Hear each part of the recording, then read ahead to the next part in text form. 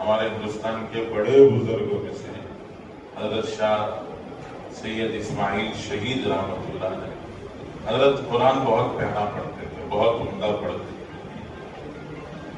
اور علماء نے لکھا ہے کہ حضرت عصر کی نماز اور مغرب کے درمیان، آج کل عصر کا وقت 4 سوا 4 پہ ہو رہا ہے اور مغرب 6:30 پہ ہو رہی ہے، تو 1.5 گھنٹے کا وقت ہے.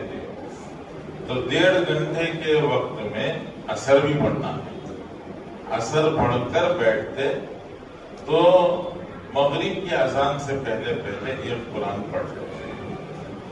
عصر اور مغرب کے درمیان میں ایک قرآن. 1.5 گھنٹے میں یہ قرآن کا مطلب ہے 30 منٹ میں 10 پارے، 3 منٹ میں 1 پارا.